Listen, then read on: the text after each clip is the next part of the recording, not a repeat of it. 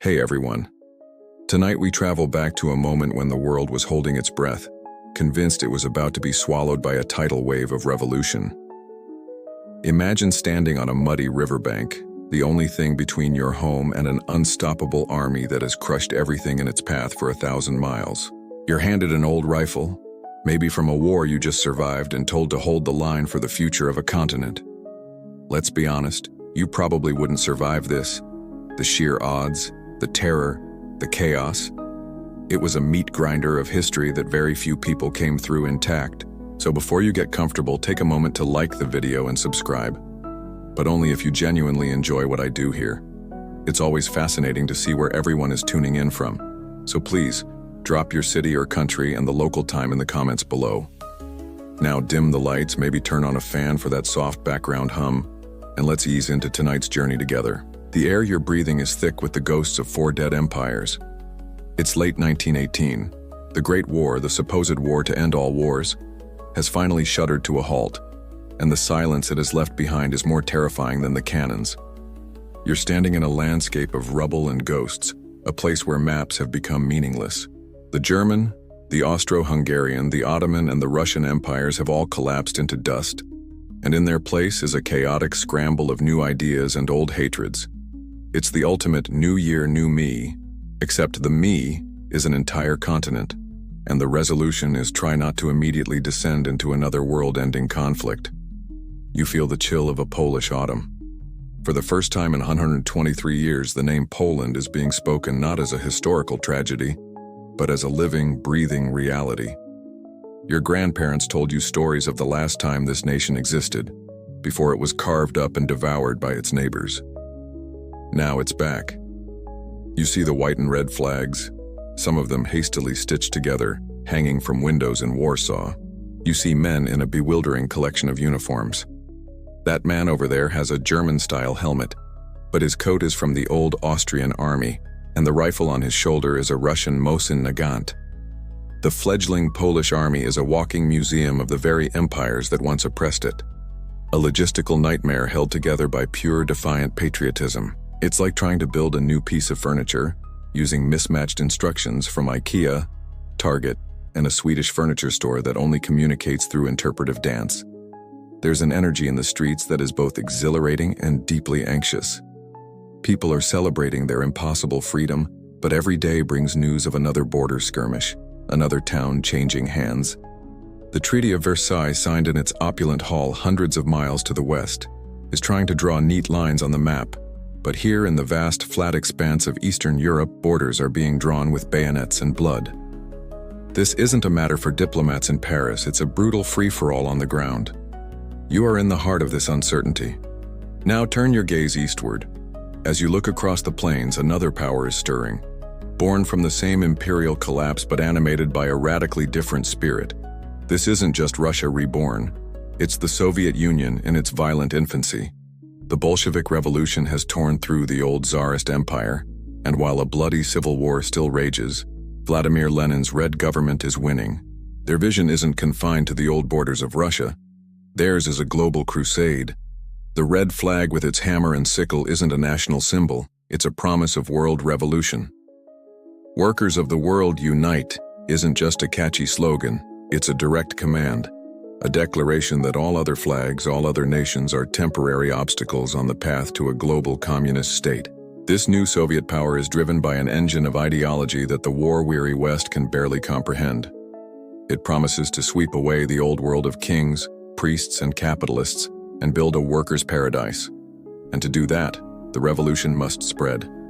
The shortest route for that revolutionary fire to reach the exhausted, volatile heart of Europe, especially a defeated and resentful Germany, is straight through the lands of the newly resurrected Poland. You can almost feel the two entities staring at each other across the contested lands of what is now Ukraine, Belarus, and Lithuania. On one side, a nation clinging to its newfound fragile identity, steeped in 1,000 years of Western Catholic tradition. On the other, a messianic, atheistic state determined to export its revolution by force. This is the central tension of the moment. The German armies that had occupied these eastern territories, the so-called Ober-Ost, have evaporated, leaving a colossal power vacuum. Into this vacuum, two new, ambitious states are expanding, both convinced of their historical destiny. They are like two tectonic plates grinding against each other, and the pressure is building to an unbearable degree.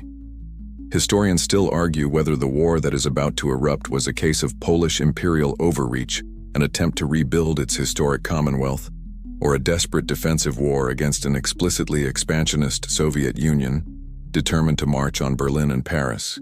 In reality, it was likely both. Two young, hungry nations, both believing they were in the right, were on an unavoidable collision course. As you stand there in the chilly Warsaw air, you don't need to be a politician to know that the silence left by the Great War is about to be broken by the thunder of a new one.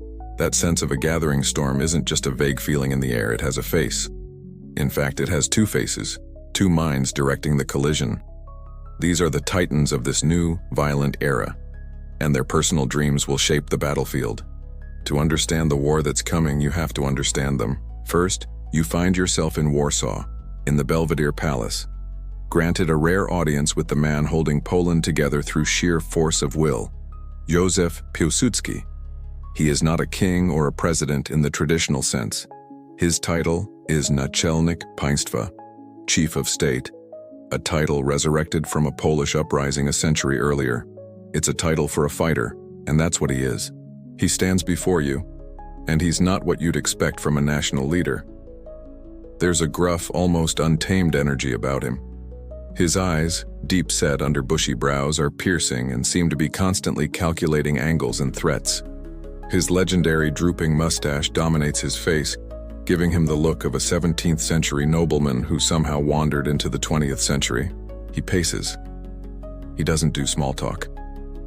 He speaks in short, declarative sentences, his voice laced with the impatience of a man who has spent years in prisons, including a stint in a Siberian penal colony, for the cause of Polish independence.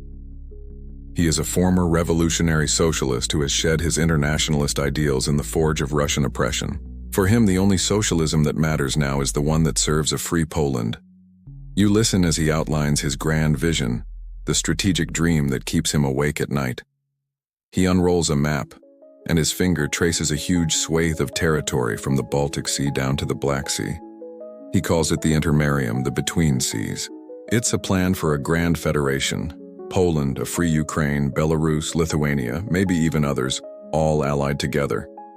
It's the 1919 version of creating a super team to finally win the championship, but half the star players aren't even sure they want to join. This isn't just a land grab. In his mind, it's the only rational solution to Poland's eternal geographic curse.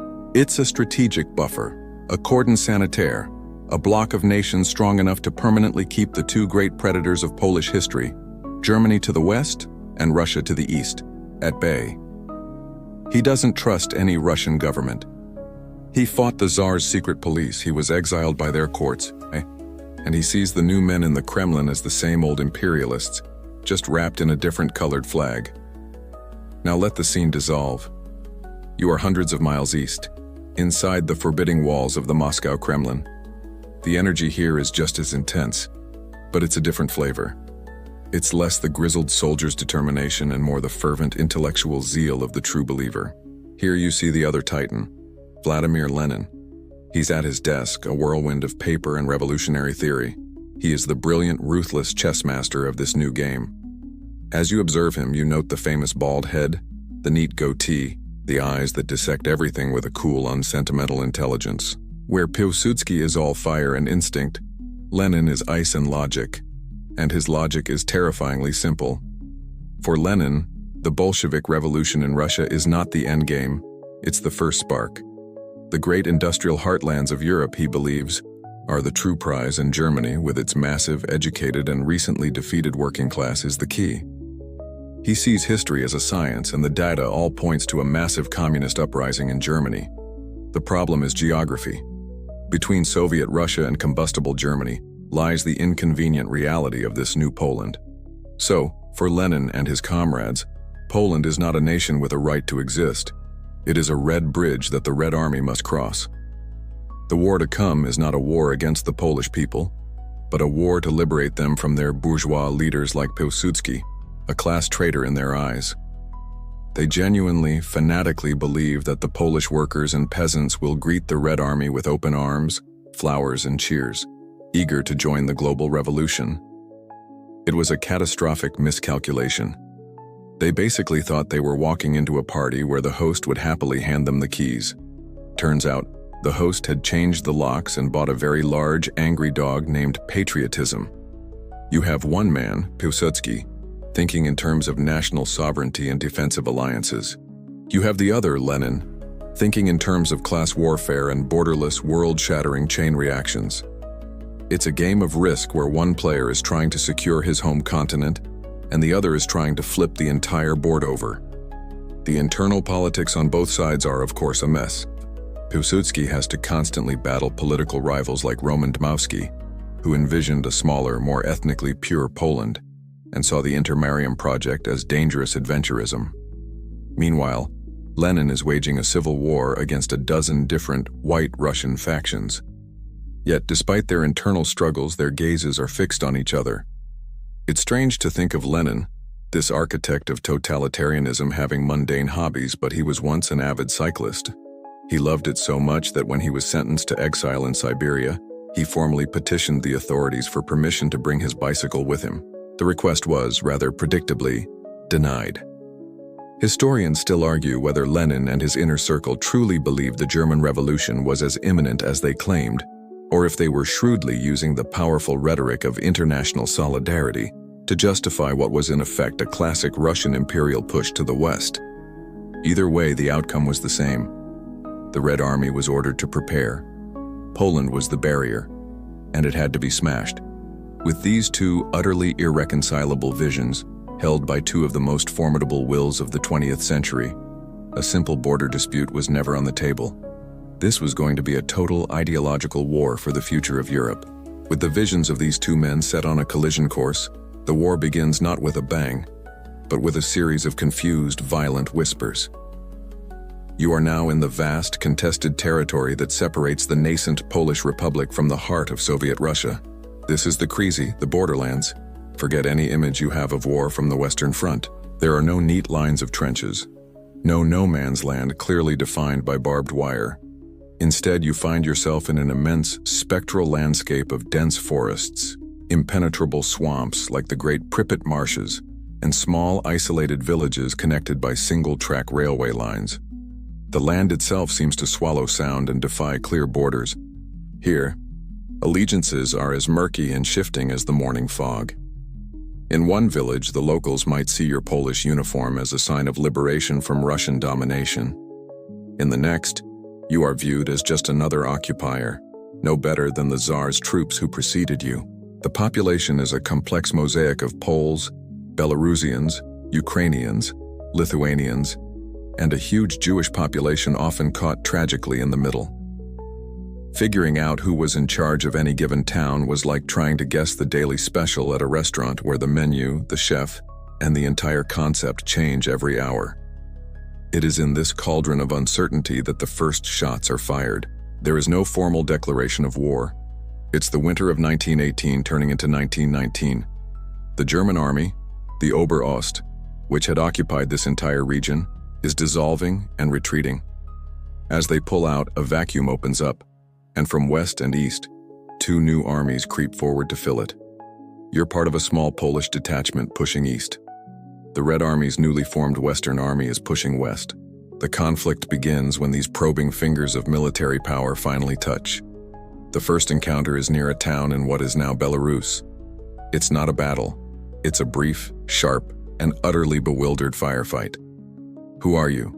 Who are they?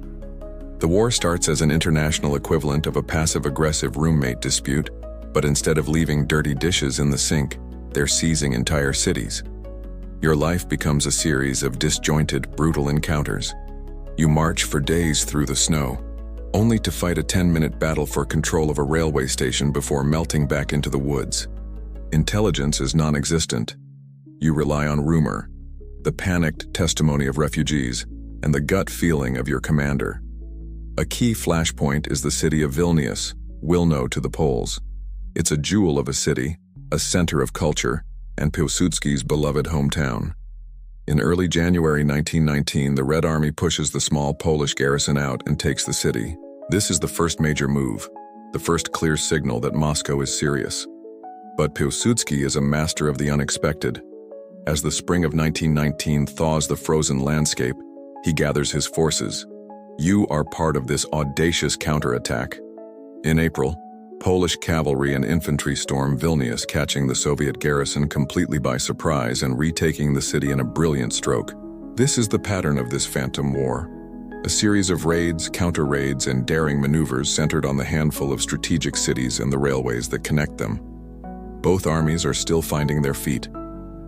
Your Polish comrades are fired by a desperate patriotism, but their equipment is a random assortment from 3 different dead empires. The Red Army soldiers you fight are a mix of hardened, ideologically zealous Bolsheviks and confused, poorly trained conscripts who aren't entirely sure why they are fighting in a frozen swamp hundreds of miles from home. Throughout all of 1919, this undeclared war simmers and flares. A unique feature of this conflict is the armored train. You see one thundering down the line, a steel behemoth bristling with machine guns and light artillery. These land battleships, often given heroic names like Śmiały, the Bold, can project immense power along the railway lines, turning a small skirmish into a major battle. Imagine your daily commute, but the train has a cannon and your fellow passengers are all trying to shoot at another train. Suddenly, a delay due to signal failure doesn't seem so bad. Crucially, for most of this year, the war with Poland is a sideshow for Lenin. The Bolsheviks are locked in a mortal struggle for survival in the Russian Civil War against the White Armies of Denikin and Kolchak. This preoccupation gives Pilsudski and his new army a vital window of opportunity to organize, to train, and to push eastward, attempting to establish the borders of his planned Intermarium Federation by force. Historians still argue whether this Polish offensive in 1919 was a strategically sound move to create a defensive buffer before the Soviets could bring their full weight to bear, or if it was an act of provocation that fatally overextended Poland's limited strength. Did Pilsudski's aggression invite a much larger, more furious Soviet response than would have otherwise occurred? The question becomes terrifyingly relevant as 1919 draws to a close. One by one, the White Russian generals are defeated. The internal threat to the Bolsheviks recedes, and now Lenin and his high command can turn their full undivided attention to their Western Front. The strange, undeclared phantom war is over. The chaotic skirmishes are about to be replaced by a full-scale invasion. The whispers from the borderlands are about to become a roar that will be heard all across Europe. The year 1920 dawns with a terrible certainty. The whispers from the borderlands have stopped because both sides are now openly preparing for a massive, head-on collision. From your position in the Polish army, you can feel the tension ratcheting up.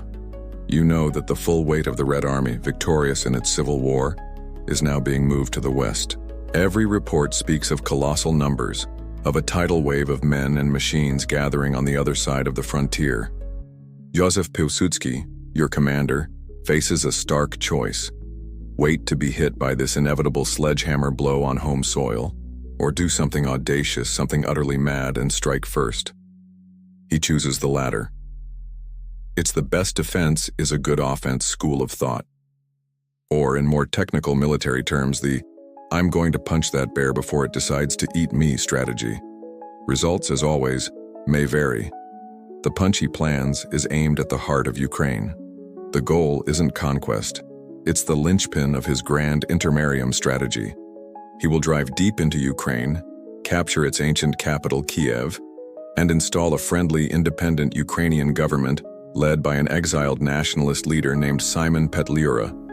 A free and allied Ukraine would be the perfect buffer state, a permanent wall between Poland and Russia. To this end, Pilsudski forms an unlikely and controversial alliance with Petlura, his former enemy.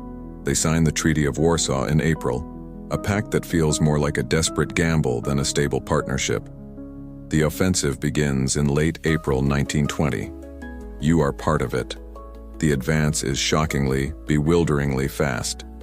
It is a blitzkrieg, 2 decades before the Germans would coin the term. Polish cavalry units, the heirs to the legendary winged hussars, gallop across the vast, flat Ukrainian steppe, covering dozens of miles a day. You and your infantry comrades are packed onto trains that rattle eastward, seizing crucial railway junctions before the enemy even knows you're there. The Soviet forces in your path seem to be in a state of complete disarray. They offer scant resistance, melting away before your advance. It feels less like a war and more like a race. The sheer scale of the landscape is humbling. The sky seems bigger out here, the horizon endless. You pass through Ukrainian villages where the locals watch you with a mixture of hope, suspicion, and bone-deep weariness. They have seen German armies, Russian armies of all colors, and now you. They simply want the wars to end. On May 7th, you march into Kyiv. The golden domes of its ancient cathedrals gleam in the spring sun. The city falls with barely a shot fired. It is a stunning victory. Polish soldiers pose for photographs next to city streetcars, a bizarre image of modern urban life dropped into the middle of a colossal military campaign. For a moment, it feels like Pilsudski's gamble has paid off spectacularly. To celebrate the alliance, a formal dinner is held where a special soup is served, borщ à la petliura. The victory feels complete, the propaganda value immense. But something is deeply wrong. You can feel it. The victory is too easy, too quiet. The massive Soviet armies that were supposed to be here have simply vanished, seemingly swallowed by the steppe. And more importantly, the popular uprising that Petliura promised, the wave of Ukrainian patriotism that was supposed to rise up and greet you as liberators, never materializes. The Poles arrive expecting a welcome parade, but the Ukrainian population essentially gives them the polite, "new phone, who dis" response. They are exhausted, and many see the Poles not as liberators, but as their historical landlords come to reclaim their estates. Capturing Kiev was like winning a prize on a game show, but when you get it home, you realize it has an empty box, and the delivery fee is more than your house is worth. Your army is now dangerously overextended. Your supply lines are stretched hundreds of miles back to Poland, thin and vulnerable. You are an occupying force in a land that is at best indifferent to your presence. Historians still argue whether the Kiev offensive was a moment of strategic brilliance that was simply let down by circumstance, or a reckless, vainglorious gamble that was doomed from the start. Was Pilsudski a visionary undone by the apathy of the very people he sought to free, or was he blinded by the sheer audacity of his own grand plan? The answer is coming. The silence from the Soviet side is not the silence of defeat. It is the silence of a predator gathering itself to strike. Far to the north of you, out of sight and out of mind, the Red Army has been assembling its true knockout blow. While you and your comrades are celebrating your hollow victory in Kiev, a storm of unimaginable fury is about to be unleashed. The trap has been set and you have walked right into it. The trap springs. The quiet on the Soviet side ends with the sound of a low, distant rumble. At first you think it's thunder, a common feature of the vast Ukrainian plains in early summer. But the sky is clear. The rumbling grows, a deep, guttural vibration that you feel in the soles of your boots in the pit of your stomach. It's the sound of the earth itself trembling. Then your lookout points to the horizon and you see a brown cloud of dust boiling up into the blue sky. It's not a dust storm. It's something alive, something moving with terrifying purpose. This is your introduction to the 1st Cavalry Army, the Konarmia. This isn't just a cavalry division. It is the Red Army's ultimate weapon, a force forged in the unbelievable brutality of the Russian Civil War. It's a self-contained avalanche of men and horses, more than 16,000 sabers strong. But it's more than that. It's a modern army on horseback, supported by mobile artillery, its own armored trains, a handful of rickety aircraft for reconnaissance, and most terrifyingly, hundreds of tachankas.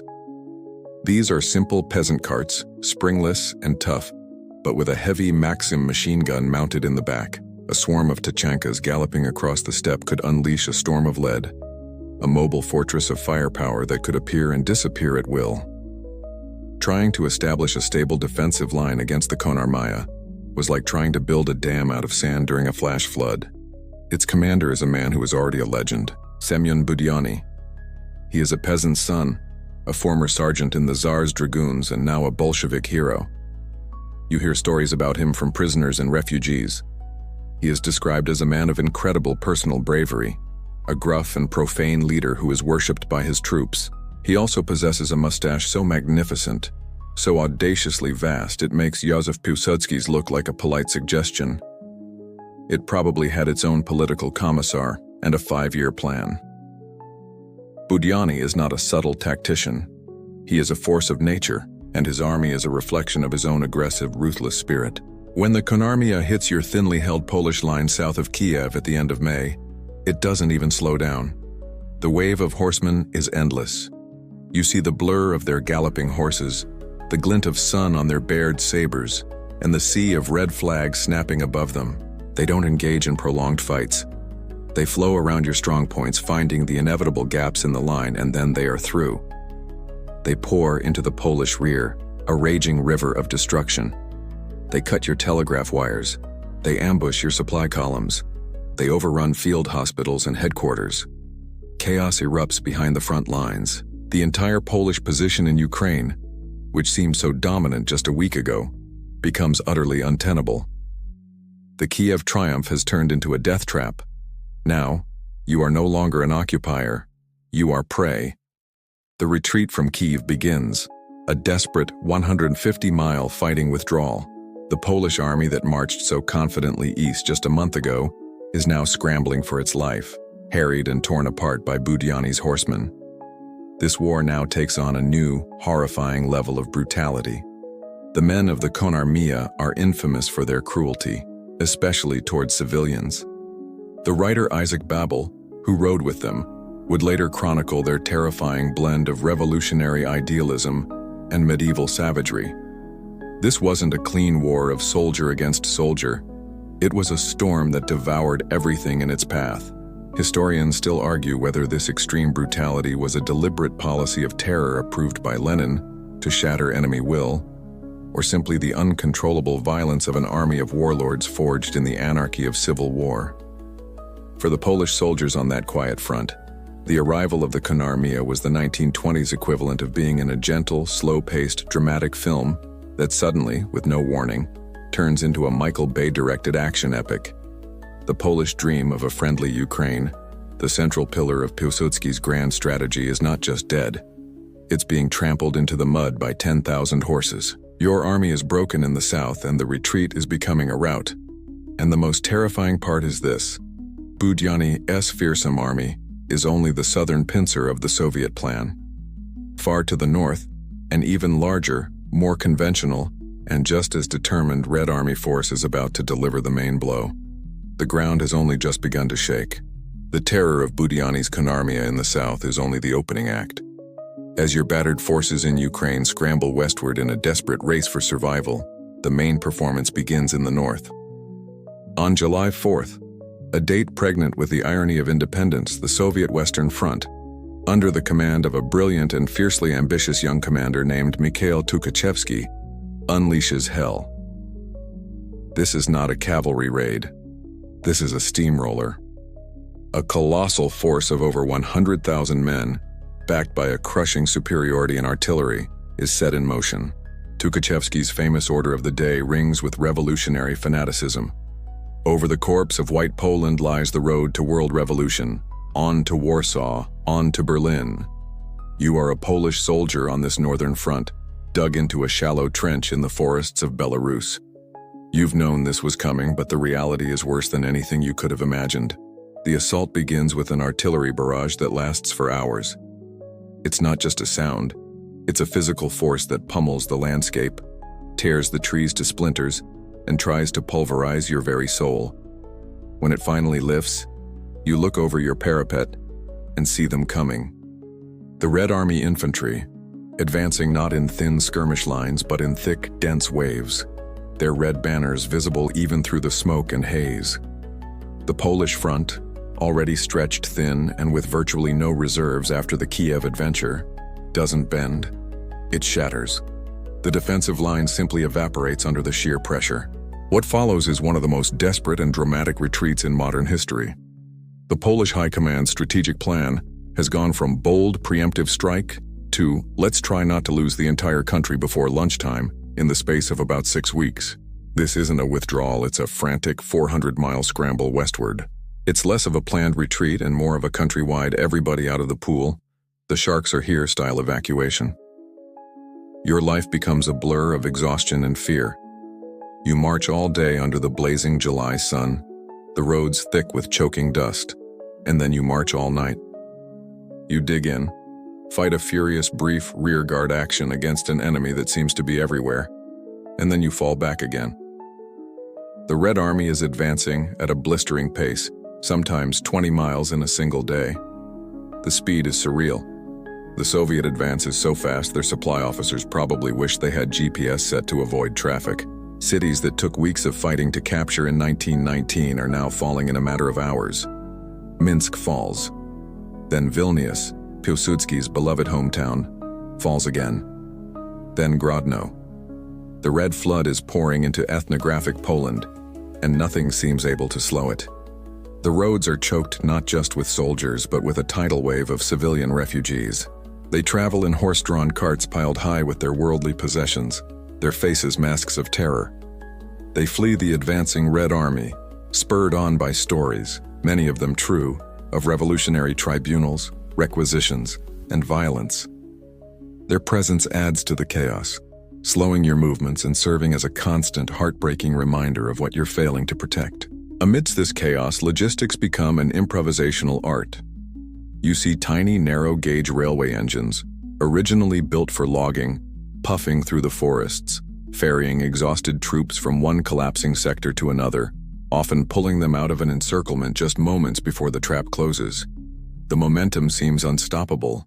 In London, the British Foreign Secretary Lord Curzon hastily proposes a diplomatic solution, a ceasefire along a demarcation known as the Curzon Line, which roughly followed the ethnic border between Poland and its eastern neighbors.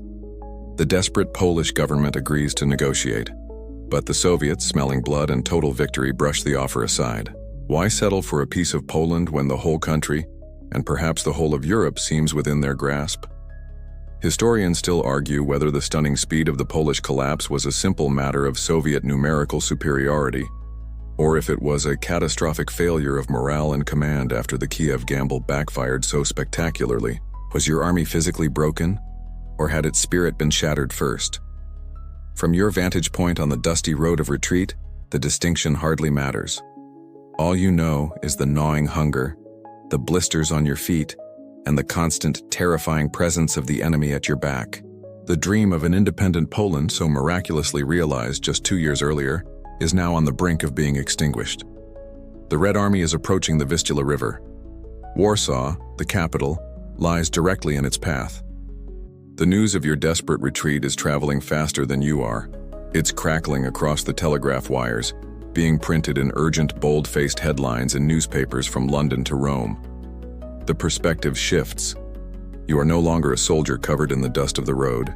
You are a diplomat in the British Foreign Office, a journalist in a smoky Parisian cafe, a politician in the German Reichstag, and you are watching the map of Europe bleed red. Every single day, the pins showing the Red Army's position move west, relentlessly, unstoppably, and a cold, creeping dread begins to settle over a continent that thought it was done with war. The fear is not just of an army, but of an idea. Europe in 1920 is a tinderbox. The Great War has shattered its confidence and bankrupted its economies. Millions of demobilized, disillusioned soldiers are unemployed. Radical politics are flaring up everywhere. There has already been a bloody Spartacist uprising in Berlin, and a short-lived but brutal Soviet republic in Hungary under Bela Kun. The Red Scare is not some abstract paranoia. It's a palpable daily terror for the ruling classes. They see the Bolsheviks not as a Russian government, but as the vanguard of a global contagion, and they see Poland as the last firewall. It's the bulwark, the gate, the keystone of the Versailles Treaty. If that keystone is removed, the entire fragile arch of post-war Europe will collapse. European leaders are watching the Red Army's advance on the map like someone watching a horror movie, peeking through their fingers and hoping the main character somehow figures it out on their own. But what can they do? In London, Prime Minister David Lloyd George dithers. He detests the Bolsheviks, but he's terrified of committing British troops to another ruinous war. More pressingly, the British labor movement is in a state of open agitation. Trade unions, powerful and militant, see the Soviets as a workers' state, and Poland as a reactionary imperialist power. Dock workers in London have already refused to load the Jolly George, a ship carrying weapons for Poland under the slogan, "Hands off Russia." Sending aid, let alone troops, could spark a general strike at home. In Paris, the mood is more sympathetic, but equally paralyzed. France is Poland's only real ally, bound by a mutual interest in keeping Germany contained. They've sent a military advisory mission, but the French public, bled white by 4 years in the trenches, has absolutely no appetite for another war. In Berlin, the situation is even more volatile. The fragile Weimar government watches with a mixture of fear and cynical opportunism. Many in the old military elite would be happy to see their two historic enemies, Poland and Russia, annihilate each other. More alarmingly, German communists are openly preparing for the Red Army's arrival. Tukhachevsky's cry of "On to Berlin" is, for them, a promise of liberation. Even Poland's neighbors offer no help. Czechoslovakia, embroiled in a bitter border dispute with Poland over the industrial region of Teschen, declares a hostile neutrality. They close their borders to any and all military supplies destined for the Polish army. It was the 1920s equivalent of unfriending someone on social media during their most desperate crisis. Meanwhile, in Rome, Pope Benedict XV issues a call for all Christians to pray for Poland's salvation, framing the war as a spiritual battle for the soul of Europe against the forces of godless atheism. The international community, it seems, can offer Poland its full support in the form of thoughts, prayers, and a few strongly worded telegrams that the Bolsheviks are probably using for kindling. Historians still argue whether this inaction from the great powers was a pragmatic, unavoidable response to their own profound domestic problems, or a catastrophic strategic blunder that nearly allowed the continent to be overrun. Did they wisely avoid a quagmire, or did a desperate Poland ultimately save them from the consequences of their own timidity? Whatever the answer, the reality on the ground is stark. You, the Polish soldier, are completely and utterly alone. No one is coming. There will be no last-minute rescue. As the Red Army closes in on your capital, the entire nation is gripped by the chilling realization that its survival depends on its own efforts and nothing else. To understand the terrifying momentum of the Red Army, you have to understand the man driving it. From the Polish perspective, he is a faceless terror. But now, you are a fly on the wall at his forward headquarters, a captured Polish manor house somewhere east of the Vistula. Here, amid the frantic energy of telegraph operators and staff officers, you see the architect of the Red Flood, Mikhail Tukhachevsky. He is shockingly young, only 27 years old, and he carries himself with the supreme, unwavering confidence of a man who believes he is an instrument of destiny. This isn't just a military campaign for him. It's an audition for the role of history's next great conqueror. He's probably already practiced his victory pose in the mirror. Born into minor nobility, a former lieutenant in the Tsar's elite Semyonovsky regiment, he was captured by the Germans during the Great War. In a historical irony, he even spent time in the same POW camp as a young French captain named Charles de Gaulle. After escaping, he threw his lot in with the Bolsheviks and, thanks to his brilliance and utter ruthlessness, enjoyed a meteoric rise. Now, he is the commander of the Western Front, the Red Napoleon, and he is on the cusp of his Austerlitz. He is everything the peasant-born Budyani is not: an intellectual, a theorist of war, a student of Napoleon and Clausewitz, and he is supremely, lethally arrogant. You watch him as he paces before a vast map of Poland. The red arrows all lunge west. His plan is a masterpiece of Napoleonic grandeur. He will not simply smash his armies against Warsaw's defenses in a crude frontal assault. His plan is far more elegant, far more ambitious. The main thrust of his armies will sweep north of the capital, a great encircling arm that will cross the Vistula River downstream, and then hook south. He will envelop Warsaw from the west, cutting it off from the sea and the port of Danzig, Poland's only lifeline to the outside world, before closing the trap. The Polish army will be caught, surrounded, and annihilated. Then the road to Berlin will be wide open. His entire strategy is built on the concept of revolution from without. He is its most fervent advocate. He believes in perpetual, relentless attack. The enemy must be given no time to rest, no time to regroup, no time to think. Hammer them, and keep hammering them until they simply cease to exist as a coherent force. It is this philosophy that has carried him 400 miles in just over a month. But this relentless speed comes at a cost. His supply lines are stretched to the breaking point. His soldiers are marching on sheer willpower, their boots worn to shreds, their rations scarce. He is pushing his human material past the point of exhaustion. He had the strategic equivalent of a tech CEO's confidence, absolutely certain his grand, disruptive plan would change the world, with very little thought given to the messy human details on the ground. His greatest weakness is his profound, unshakable contempt for his enemy. He views the new Polish state as an artificial creation, a freak of the Versailles Treaty. He dismisses Polish patriotism as a thin veneer of bourgeois propaganda that will crack the moment the Red Army appears. He looks at Józef Pilsudski and sees not a fellow revolutionary but an amateur, a dilettante playing at war. He truly believes the workers of Warsaw are waiting to rise up and welcome his soldiers as liberators. He looks at the Polish army and sees a speed bump. He doesn't realize it's a speed bump made of reinforced concrete with a very bad attitude. It's fascinating to know that this ruthless commander was also an intellectual and an artist. In his spare time, he was an amateur violin maker, and he maintained a lifelong friendship with the composer Dmitri Shostakovich.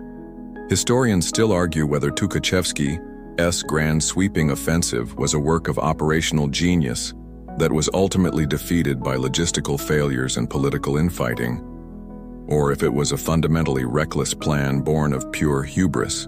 As you watch him issue the final orders for the assault on Warsaw, you see a man utterly convinced of his own genius and his place in history. He believes the final move in this continental chess game is his to make. Checkmate is in sight, and in this supreme confidence lies the seed of his own destruction. While Tukhachevsky games out his elegant Napoleonic maneuvers on a map, the city he intends to conquer is transforming into a raw, desperate fortress of human will. You are now in Warsaw in the first weeks of August 1920. The war is no longer a distant news report. It is a physical presence. On quiet nights you can hear it, a low, continuous, menacing rumble from the east. It's the sound of Tukhachevsky's artillery, the approaching heartbeat of the apocalypse. The atmosphere in the city is a fever dream, a volatile mixture of sheer panic and furious resolve. The fastest land animal is the cheetah. The second fastest is a foreign diplomat leaving Warsaw in August 1920. Legations are burning their sensitive documents in their gardens, the smoke adding a surreal haze to the summer sky. The Polish government itself quietly makes plans to evacuate to Poznan in the west if the capital falls. There is a tangible sense that the end is near. But as the fear grows, so does something else. A stubborn, almost suicidal defiance. The city mobilizes.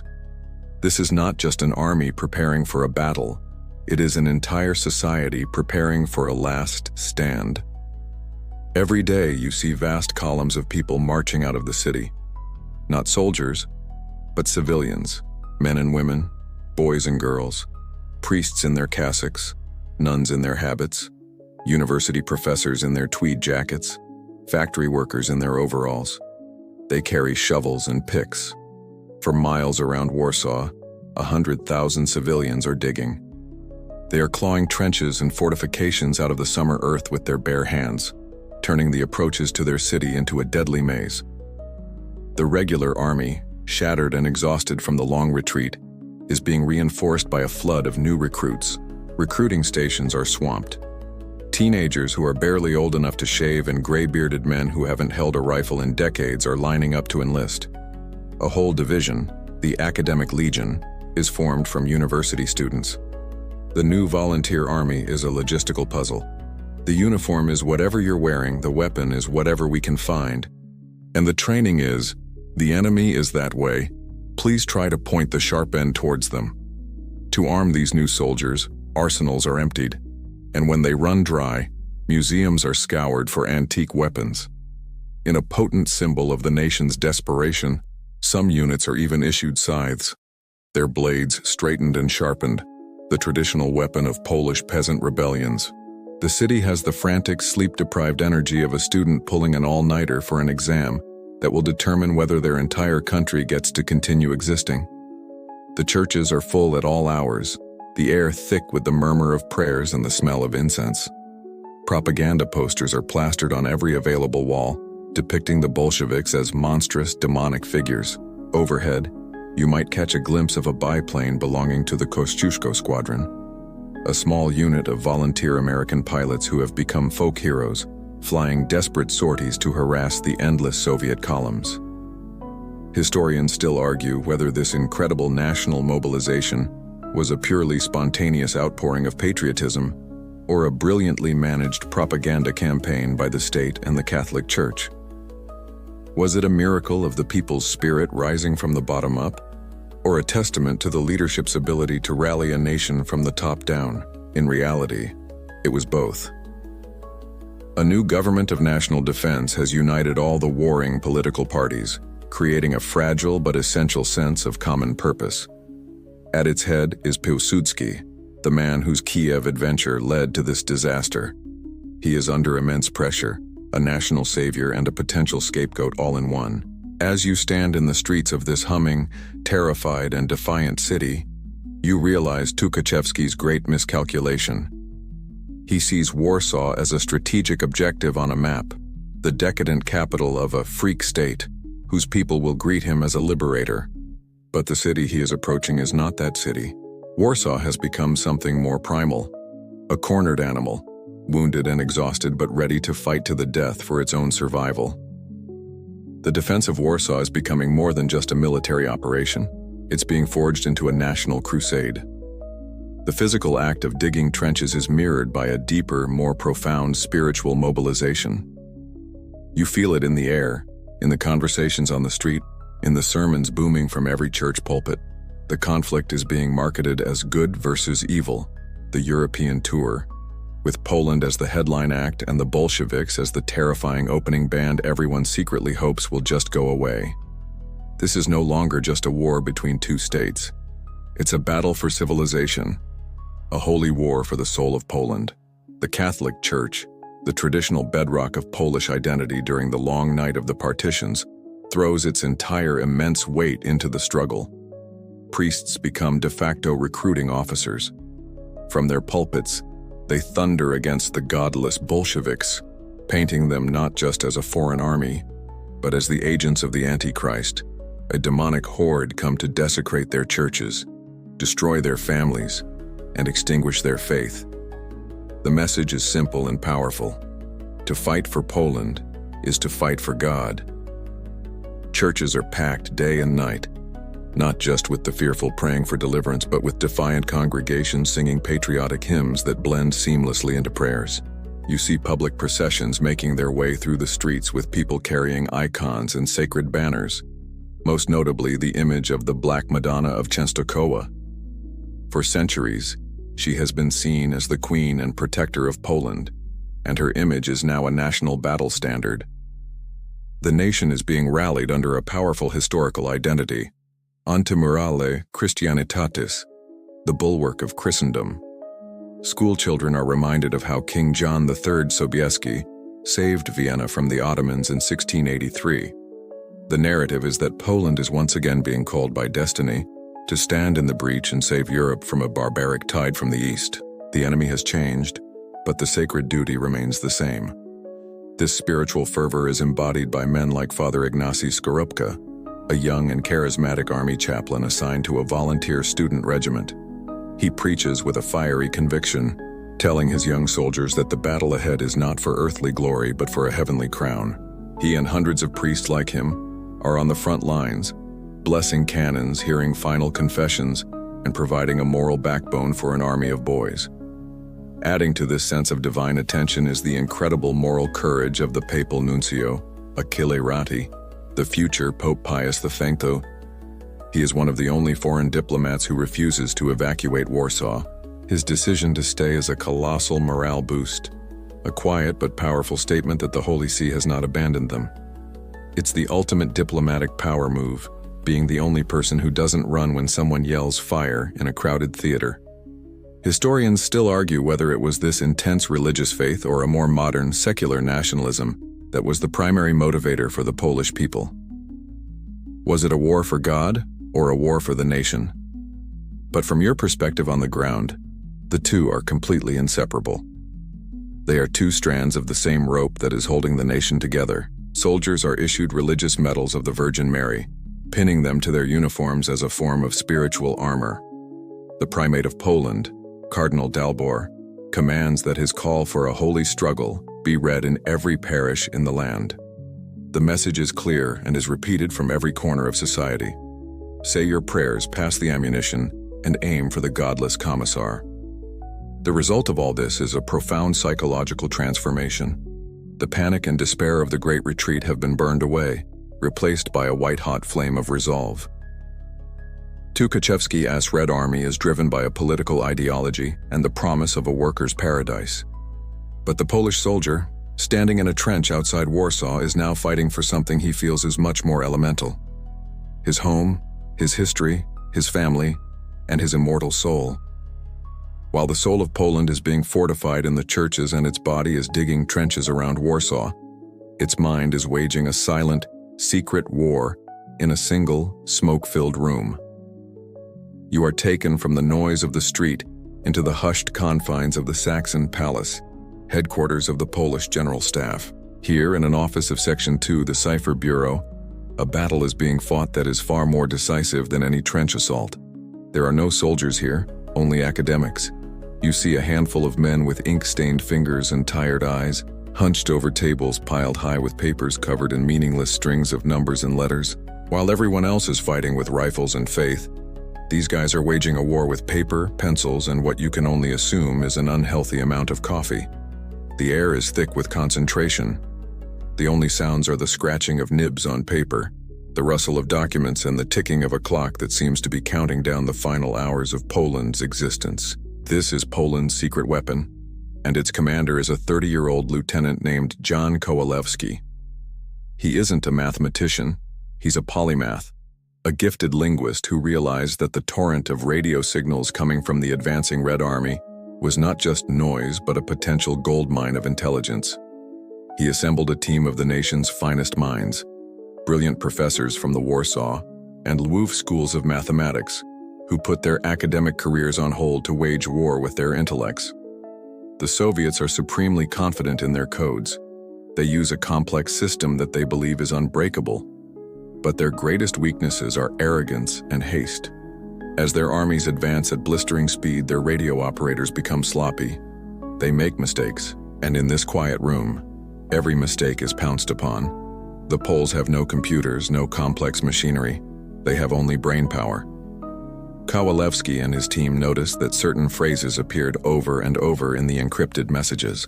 By making educated guesses at these repeated words, like division, attack, or the predictable header, to the Chief of Staff, they could establish a crib, a small piece of known plaintext.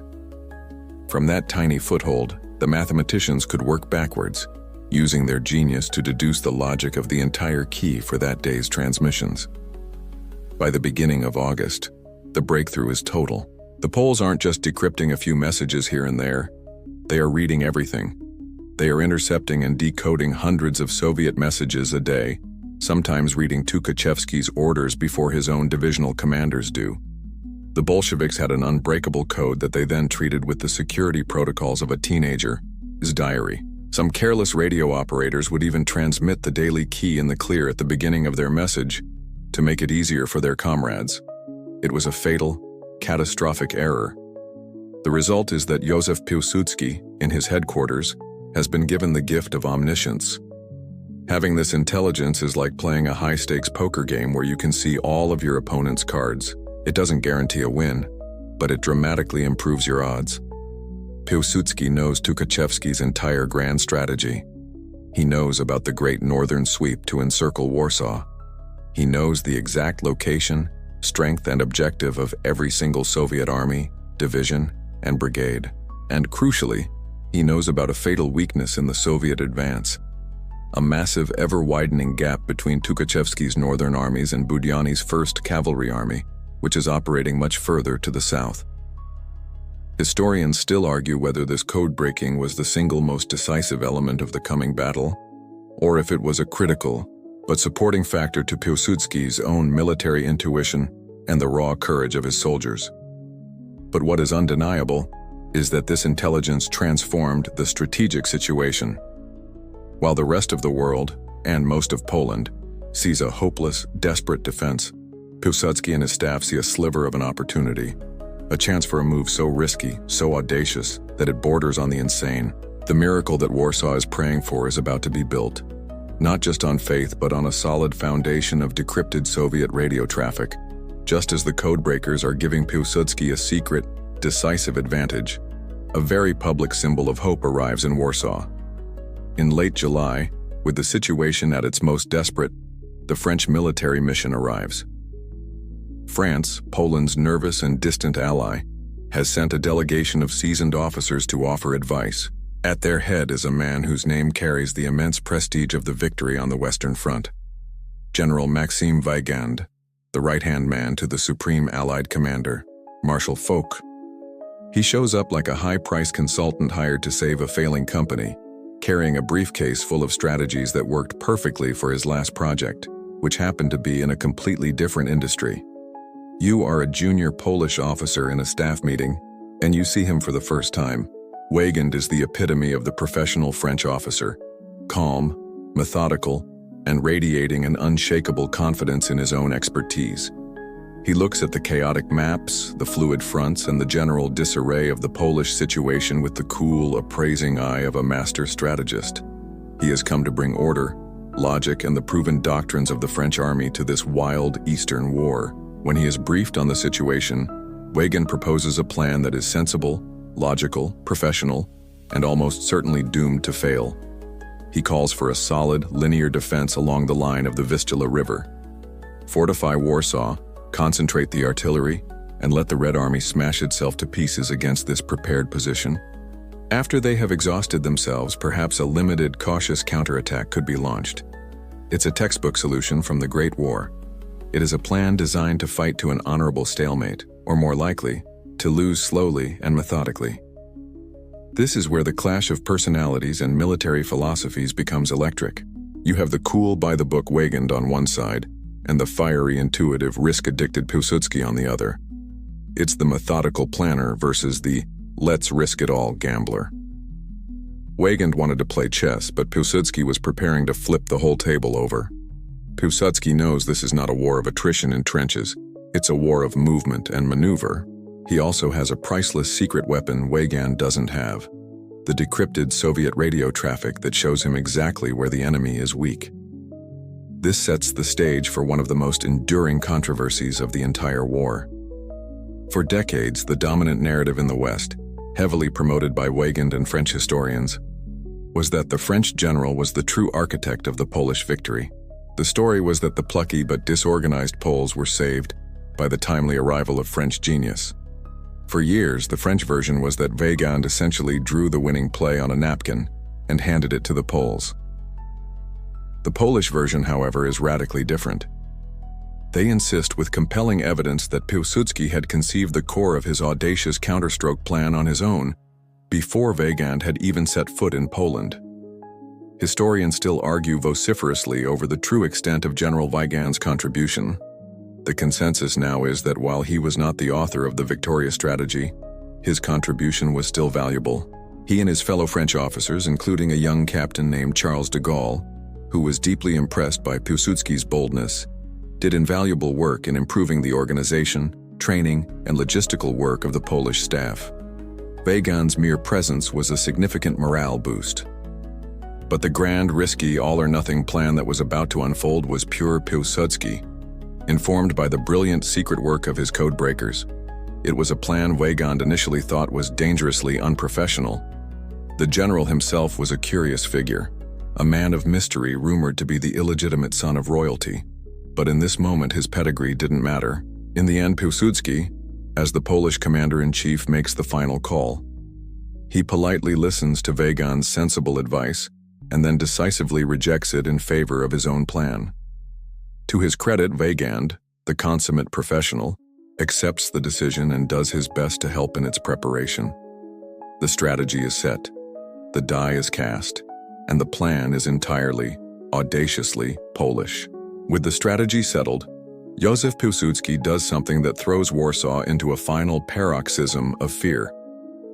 On August 12th, with the Red Army's vanguard now just a few miles from the city, he resigns from all his official state positions and vanishes from public view. To the outside world, it is a shocking, inexplicable act. It looks like a desertion. His political enemies immediately whisper that the commander-in-chief has lost his nerve and fled. The public, already terrified, is now leaderless and confused. Pilsudski pulling a vanishing act right before the final battle was the 1920s equivalent of a CEO going off-grid right before a massive product launch. It made everyone extremely nervous, but you are now privy to the secret. You are in the final staff meeting before his departure. The marshal is calm, his earlier anxieties replaced by a cold, sharp focus. He has made his peace with the colossal gamble he is about to take. On the map, he outlines the plan. It is a strategy of such breathtaking audacity that it feels equal parts genius and insanity. This isn't just putting all your eggs in one basket. This is juggling that basket on a unicycle, on a tightrope, over a pool of sharks. The plan has three distinct, interlocking parts. First, the bait. The Polish 1st and 5th armies are to hold the direct approaches to Warsaw and the fortress of Modlin to the north. They are outnumbered, outgunned, and will have to absorb the main furious assault of Tukhachevsky's central armies. Their job is to bend, to give ground if necessary, but to not, under any circumstances, break. They are the anvil. Second, the weak hinge. Farther north, General Władysław Sikorski's army is to engage Tukhachevsky's main encircling force. Sikorski is also massively outnumbered. He is not expected to stop the Soviet advance. Instead, his mission is to actively lure them further west, to draw them deeper into the trap. He must fight a skillful delaying action, trading space for time, stretching the enemy's supply lines to the absolute breaking point. And third, the hammer. This is Pilsudski's masterstroke, the part of the plan that depends completely on the codebreaker's intelligence and absolute secrecy. While Tukhachevsky is watching his armies smash against Warsaw and sweep around to the north, Pilsudski has been secretly assembling a shock force of his 5 best and most rested divisions far to the south, concealed behind the line of the Weepers River. This concentration of force is perfectly positioned to strike into the huge, undefended gap that the codebreakers found between the Soviets' northern and southern army groups. Pilsudski himself is leaving Warsaw to take personal command of this strike force. The plan is essentially to invite the enemy into your house, let them run wild upstairs, and then attack them from the basement. The risks are astronomical.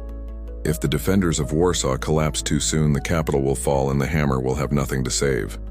If Sikorski's army in the north is destroyed instead of just pushed back, the entire northern flank of the country will be wide open.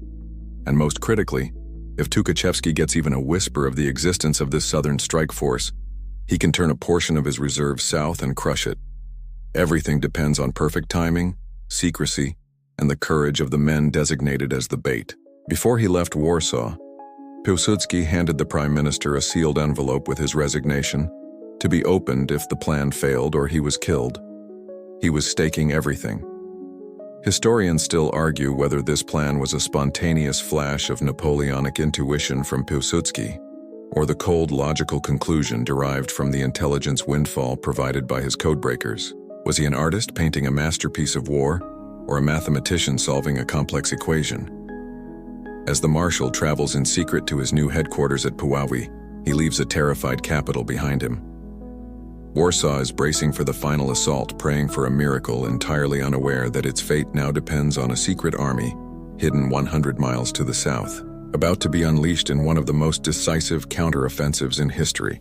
You're no longer in Warsaw. You've been rushed north, a replacement in a rifle company, and pushed into the line with General Władysław Sikorski's 5th Army. This is the weak hinge of Pilsudski's plan, and you are it. Your job is simple, brutal, and seemingly impossible. You are to stand in the path of the main Soviet juggernaut, the Great Northern Encircling Arm, and you are to slow it down. Being a soldier here is like being the goalie for a hockey team with no defenseman. You know you're going to face an unbelievable number of shots. The sector you're defending is a flat, river-strewn landscape northwest of Warsaw. The August heat is suffocating and the air is a thick soup of dust, cordite, and fear. You are staggeringly outnumbered. For every one of your soldiers, the Red Army has 3, sometimes 6, and they are coming. Tukhachevsky has unleashed his 4th, 15th, and 3rd armies in a furious assault, fully expecting to swat your pathetic force aside, cross the Vistula, and be in the suburbs of Warsaw by nightfall. You hear the battle before you see it, a constant rolling thunder of artillery that never ceases day or night. Then you see them, waves of infantry in their distinctive pointed helmets, the Budanovkas, emerging from the forests and advancing across the fields.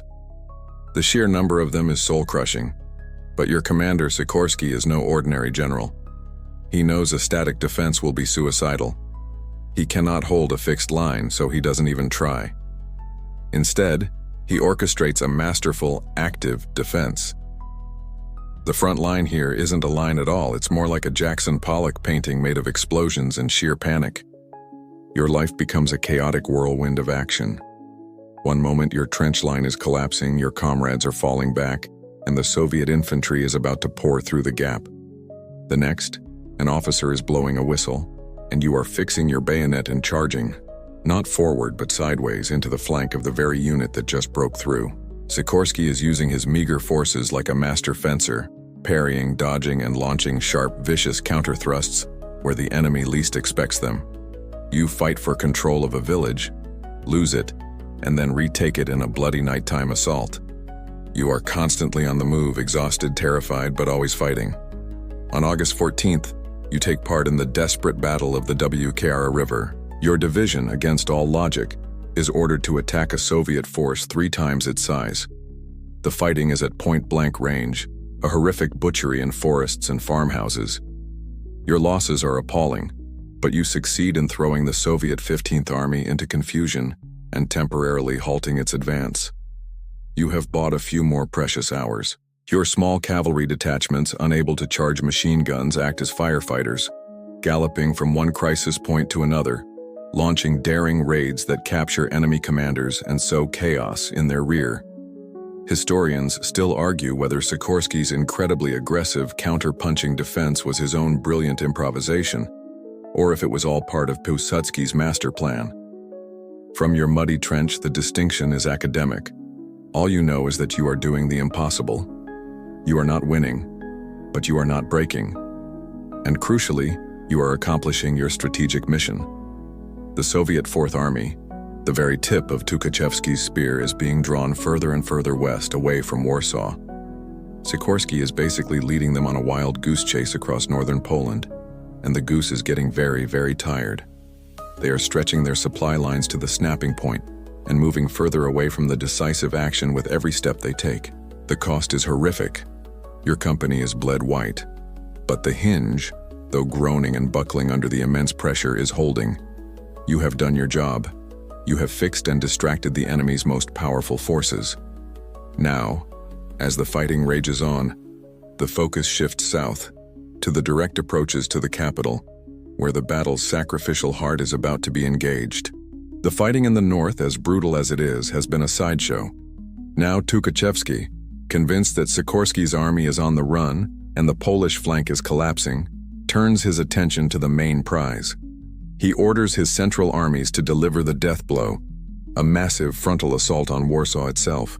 And by a quirk of the military timetable, this final apocalyptic attack is scheduled to begin in earnest on August 15th. In the deeply Catholic nation of Poland, this is no ordinary date. It is the Feast of the Assumption of the Virgin Mary, one of the most sacred days of the year. The Red Army launching its final atheistic assault on this particular day was, from a public relations perspective, a colossal mistake. It was like kicking a hornet's nest that was already praying for a divine reason to sting you. You are now part of that nest. You're a young volunteer, perhaps a student from Warsaw University, and you've had exactly 2 weeks of training. You are manning the outer defense line. a series of hastily dug trenches and barbed wire entanglements about 15 miles east of the city, near a small, insignificant town called Radzimin. The pre-dawn hours are eerily quiet. Then, the world ends. A hurricane of fire and steel erupts as hundreds of Soviet cannons open up. The ground heaves, the air screams, and the trench you are huddled in feels like a grave being dug around you. When the barrage lifts, you peer through the smoke in the morning mist and see them. Endless lines of Red Army infantry, bayonets fixed, advancing at a steady walk. They are confident, battle-hardened veterans. Your unit is mostly boys like you. The first line of Polish defense, the anvil upon which Pilsudski's entire strategy rests, begins to crack under the immense, relentless pressure. The fighting is a chaotic, swirling nightmare. Trenches are overrun. The battle dissolves into 1,000 small, desperate skirmishes in fields, woods, and village streets. Your commanders scream orders that no one can hear over the din. By the end of the day, the unthinkable has happened. Radzimin has fallen. The Soviets have punched a hole straight through your defensive line. The news spreads like a virus back to Warsaw, where the sound of the battle is no longer a distant rumble, but a sharp, terrifying crackle of machine guns and rifles. This is the moment of absolute crisis. For the high command in Warsaw, the check engine light wasn't just on. The engine had fallen out of the car and was rolling down the hill on fire. Panic grips the capital. The government gives the final orders to prepare the Vistula bridges for demolition. A last-ditch street-by-street defense of the Praga district on the river's eastern bank is being organized. It feels like the end. This is the high-water mark of the Soviet invasion. For a few desperate hours on this holy day, it seems certain that the red flag will be flying over Warsaw by morning. In the midst of the carnage, Polish propaganda teams try a desperate gambit, using huge loudspeakers to broadcast messages in Russian towards the enemy lines, trying to convince them to desert. It's a surreal moment of psychological warfare in the heart of a bloodbath. Historians still argue whether the collapse at Radzimin was a catastrophic failure of the inexperienced Polish troops, or a deliberate elastic defense designed to suck the main Soviet forces into a deadly killing ground. For you, huddled in a ditch during a panicked retreat, it just feels like a catastrophic failure. This is the blackest moment of the battle, the point of maximum despair. Tukhachevsky is on the verge of total victory. The anvil is beginning to shatter. Everything now depends on whether a handful of determined men can plug the gap and buy just a little more time. The fall of Radzimin is the piercing shriek of the fire alarm in the Polish headquarters. The line has broken. The road to Warsaw is open. This is the moment the battle and the war could be lost.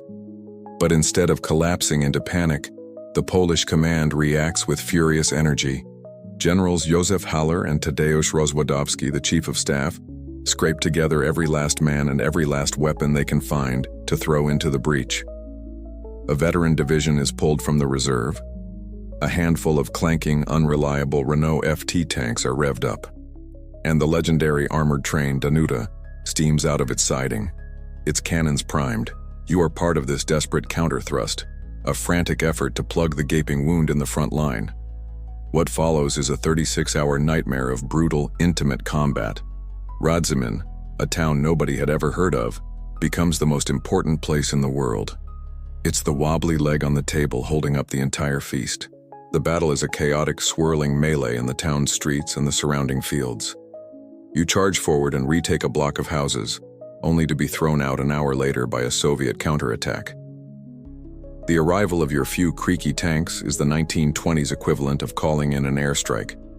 The Red Army soldiers, many of whom have never seen a tank before, break and run from these smoke-belching steel monsters. Then the tanks run out of fuel or break down, and the enemy comes surging back. Control of Radzimin changes hands so often, the welcome sign on the edge of town should have been on a spinning motor. It is in the heart of this inferno, in a nearby village called Warsaw, that the battle finds its soul and its enduring myth. A regiment of young student volunteers, the ones you trained with just weeks ago, is ordered to counterattack. They are exhausted, terrified, and their line begins to waver under a storm of machine gun fire. At that critical moment, their chaplain, Father Ignacy Skorupka, moves to the front. He is unarmed, Instead of a rifle or a pistol, he holds a simple wooden crucifix high above his head. He walks towards the enemy, urging his children to follow him, to fight not for Poland but for God. A single bullet strikes him in the head and he falls. The sight of their priest, their spiritual guide, martyred before their eyes, has a galvanic effect on the young soldiers. Their fear is burned away and replaced with a holy rage. They let out a roar and charge forward with a ferocity born of grief and fury. They smash into the Soviet line, which breaks and flees before this sudden, unstoppable wave of vengeful soldiers. Historians still argue about the exact details. Was he leading a charge or administering last rites? But it doesn't matter. The story of the priest with the cross becomes an instant, powerful legend. It is the perfect symbol of this holy war, the ultimate fusion of sacrifice, faith, and patriotic fury. Slowly, agonizingly, the tide in this small sector begins to turn. Fueled by raw courage and the timely intervention of armored trains and tanks, the Polish forces claw their way back into Radzymin. By the evening of August 15th, the town is securely back in Polish hands. The front line east of Warsaw is stabilized.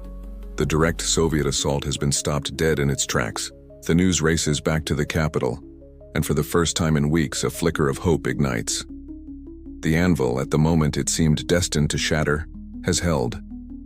The cost was immense, but the Red Army's momentum is finally broken. And now, 100 miles to the south, concealed in the morning mist along the Weeps River, Pilsudski's hammer is about to swing. The anvil has held. At Radzymin, at a terrible cost, the direct assault on Warsaw has been stopped. And now, as the Soviet 16th Army regroups to smash against that bloody wall one more time, the hammer falls. The scene shifts 100 miles to the south, to the misty banks of the Weepers River. It is dawn on August 16th. You are a soldier in Pilsudski's elite strike force. For days you have rested, been fed and rearmed while your comrades were dying in the north. You have moved only at night in total secrecy.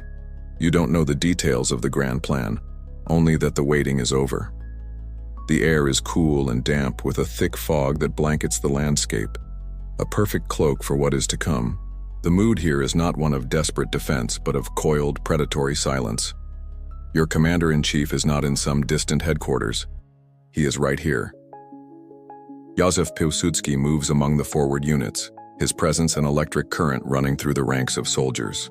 He is calm, focused, a man who has staked his country's life on this single moment. He gives the final orders, and then, out of the fog, 5 of the best divisions in the Polish army surge forward. 20,000 men begin marching north. The first few hours are surreal. You are not charging into a storm of machine gun fire. You are marching into silence. The intelligence from the codebreakers was perfect. This entire sector of the front, the seam between the Soviet Northern and Southern Army groups, is almost completely empty. The Soviet Mosier Group, the force that was supposed to be guarding this flank, is a phantom, its units scattered and its attention focused elsewhere.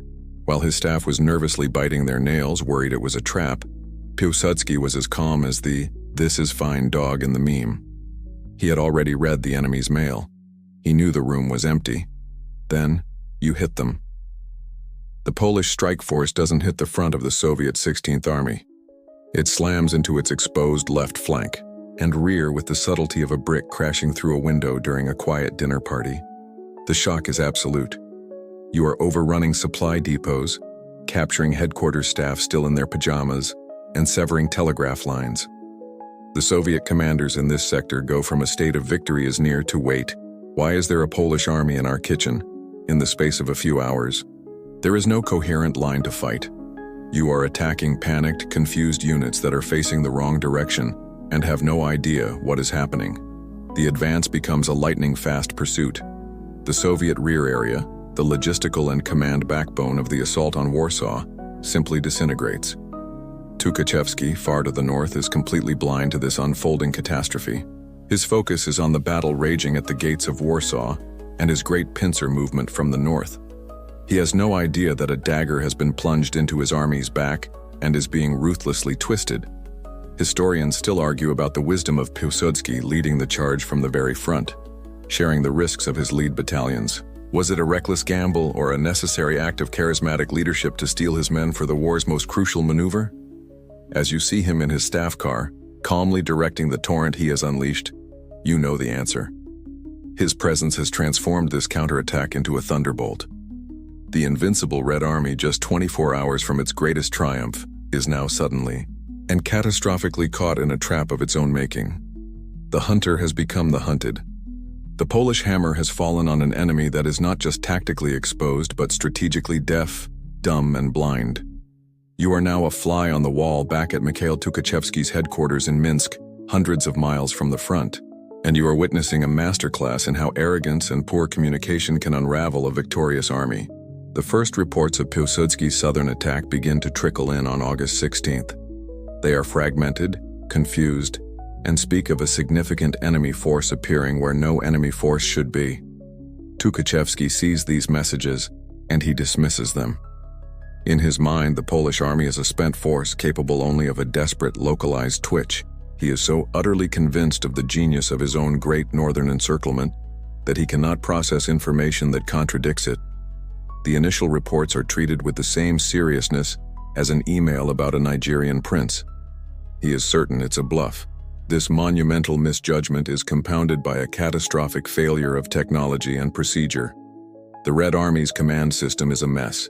As Pilsudski's divisions slice through the rear of the Soviet 16th Army, they make a special point of destroying every command post and cutting every telegraph wire they find. The commanders being attacked are suddenly unable to scream for help.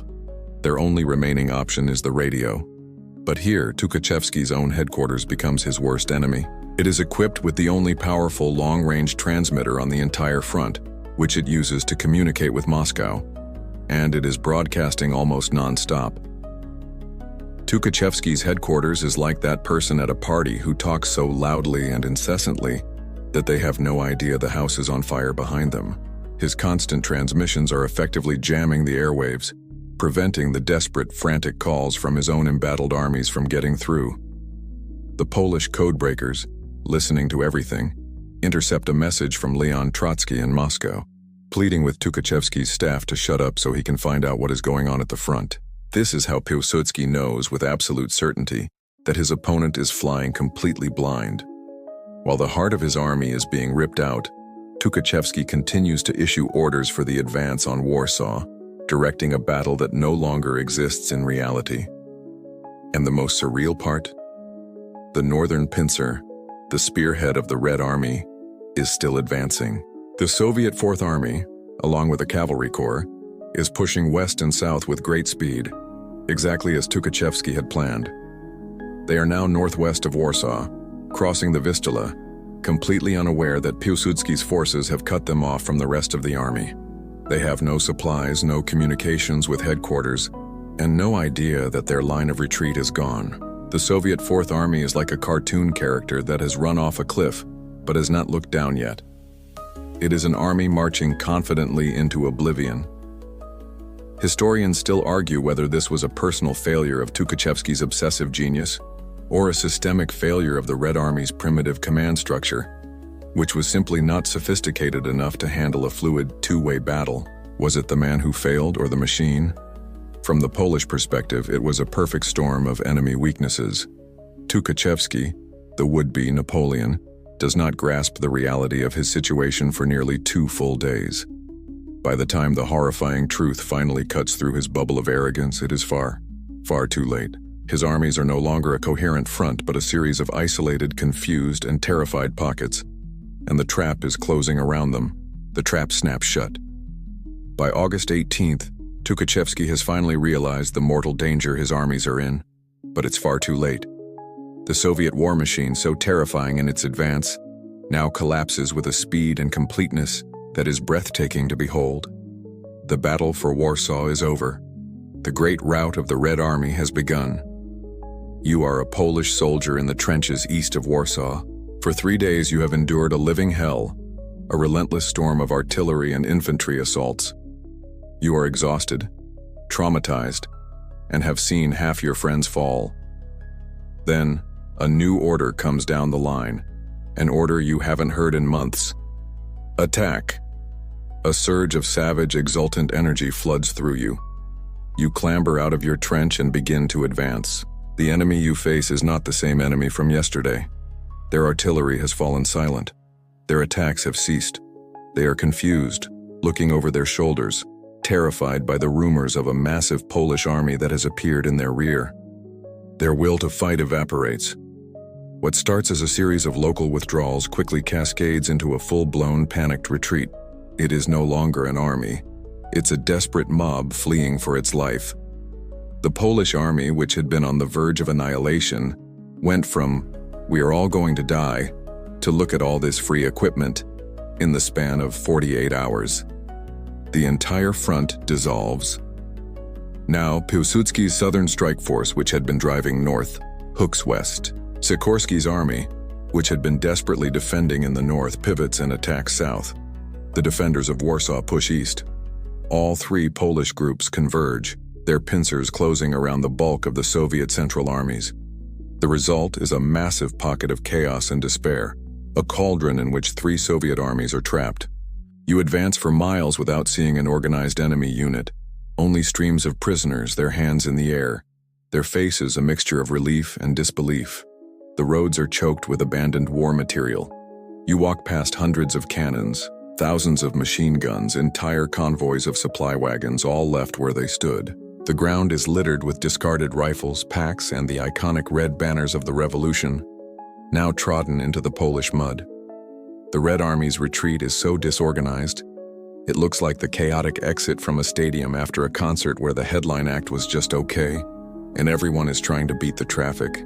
And what of the proud Soviet Fourth Army, Tukhachevsky's northern spearhead that was marching blissfully towards Germany? They are now utterly, hopelessly cut off. Hunted from all sides by Polish forces, their only escape is to flee north, across the border into the neutral territory of German East Prussia. Tens of thousands of Soviet soldiers, the vanguard of the world revolution, are forced into the ultimate humiliation, surrendering their weapons to German border guards and being marched off to internment camps. They went for a glorious march to Berlin and ended up on the worst European vacation ever. Historians still debate the precise turning point. Was it the stand at Radzymin? The launch of the Vipers counteroffensive? Tukhachevsky's failure to react? In the end, it was the perfect storm of all three. The scale of the Soviet disaster is difficult to comprehend. In just over a week, they suffer more than 85,000 casualties, including over 60,000 prisoners. The Poles even capture Tukhachevsky's personal radio car, with all its codes and secret documents. The victory is not just a victory, it is an annihilation.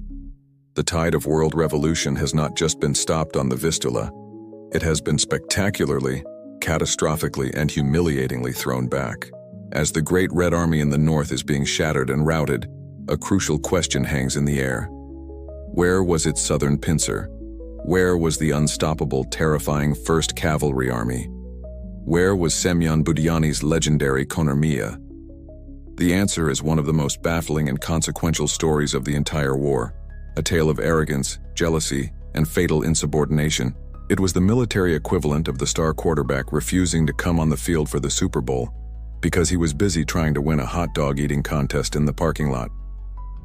While Tukhachevsky was driving towards Warsaw, a separate Soviet army group, the Southwestern Front, was operating hundreds of miles to the south. Their primary objective was the capture of the heavily fortified city of Lwów. Their main weapon was the Konarmia. The Soviet High Command in Moscow, seeing the situation at Warsaw developing, realized the plan had to change. The Supreme Commander Sergei Kamenev sent a direct, explicit order to the Southwestern Front: abandon the attack on Lwów immediately, and march the 1st Cavalry Army north as fast as possible to strike the flank of the Polish forces defending Warsaw. It was the obvious, strategically vital move. Had Budyonny's 16,000 sabers appeared on the battlefield near Warsaw around August 15th, the outcome could have been drastically different, but the order was not obeyed. You are now an observer at the headquarters of the Southwestern Front, and you are witnessing a decision that will alter the course of history. The front commander, Alexander Yegorov, and more importantly, the front's chief political commissar, a man named Joseph Stalin, read the order from Moscow and decided they knew better. Stalin, in particular, harbored a deep personal and professional jealousy towards the aristocratic intellectual Tukhachevsky. He was determined to have his own glorious victory to rival the one he assumed Tukhachevsky was about to win at Warsaw. Capturing Lwów was a matter of personal prestige. So for 3 crucial days, from August 13th to the 16th, as the battle for Warsaw raged at its absolute peak, the order was effectively ignored.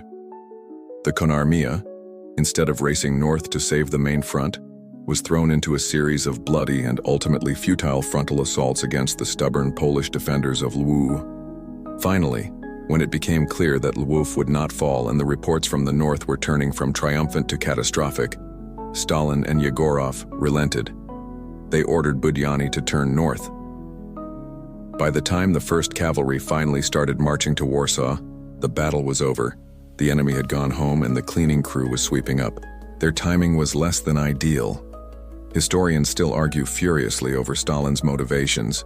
Was this a deliberate act of sabotage, a cold and calculated move to ensure his rival Tukhachevsky would fail, thus clearing a path for his own ascent to power? Or was it a simpler case of gross military incompetence, of a commander so focused on his own patch of the map that he couldn't see the bigger strategic picture until it was too late? This incident was an early and stark example of the poisonous infighting that would plague the Soviet high command for decades, culminating in Stalin's Great Purge of 1937, where he would have Tukhachevsky, his old rival, executed on trumped-up charges. Ultimately, the reason doesn't change the result. Tukhachevsky was left to fight his battle alone, deprived of the southern hammer that was supposed to shatter the Poles. The Red Army was defeated not just by Pilsudski's genius and the courage of the Polish soldier, but by its own internal divisions and the toxic ambition of its future dictator. The victory at Warsaw is so total, so absolute that a stunned silence falls over the battlefield for a moment. But it is only a moment. Józef Pilsudski is not a man to rest on his laurels. He knows that a wounded bear is still dangerous. He gives the order for a general offensive. The great pursuit begins. The psychological whiplash is immense. You are a Polish soldier. For 2 agonizing months you have done nothing but retreat. You have run and fought and run again, always with the enemy at your back. Now the roles are completely, intoxicatingly reversed. You are the hunter. You are marching east again, on the same dusty roads that bore witness to your humiliation. But this time your head is held high. Just a few weeks ago you were the nail, now you're the hammer. And it is a much, much better job. The landscape is a vast museum of the Red Army's defeat. The ditches are filled with abandoned cannons, broken down wagons, and discarded equipment. The Polish Army's supply situation improves dramatically. Thanks to the Red Army's generous, if involuntary, donation program, you march past long, shuffling columns of Soviet prisoners, their faces numb with the shock of their defeat, a stark contrast to the revolutionary fervor they displayed just a month ago. The Polish advance is as miraculously swift as the Soviet one had been. Cities that had fallen in the blink of an eye are retaken just as quickly. Far to the south, the legendary 1st Cavalry Army, which had arrived too late to the main battle, is now isolated and facing the full attention of revitalized Polish forces. Near the town of Komarów on August 31st, the final act of Budyani's tragedy unfolds. Here, the largest cavalry battle of the 20th century is fought.